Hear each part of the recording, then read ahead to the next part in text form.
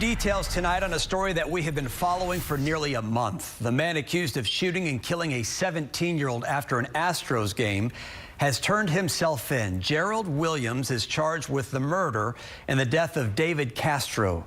KPRC 2 investigator Mario Diaz joins us live now from HPD headquarters downtown. And Mario, you were there when that arrest happened. Tell us more. And Chris, it was a bit of a surreal scene because many of us were expecting him to simply get dropped right off in front of HPD. Not the case. He actually walked down the street for about a block and a half, showing no concern until he presented himself right to HPD detectives. But as dramatic as that was, it was also very profound 1 hour later to hear from David Castro's father, Paul Castro, tell everyone in the room that this was the ending he was hoping for.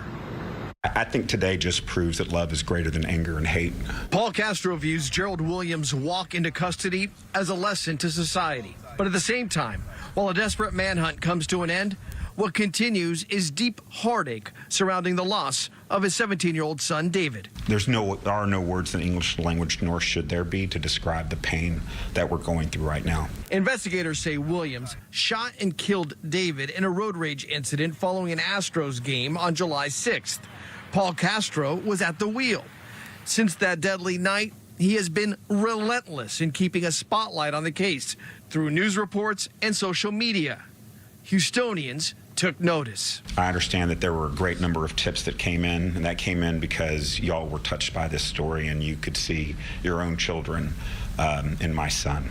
And so I thank you for doing that. Orchestrated by activist Quanell X, Williams surrendered peacefully days after being charged with murder. It's exactly what Castro had been hoping for. The fact that he safely surrendered and did not put any of the community members in jeopardy, none of the police department members in jeopardy, is an answered prayer.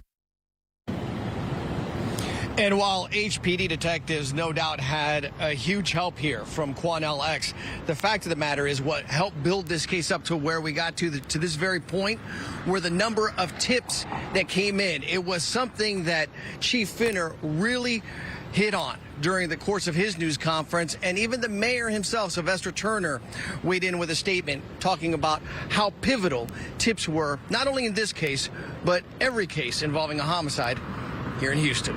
Live downtown, Mario Diaz, KPRC 2 investigates. Mario.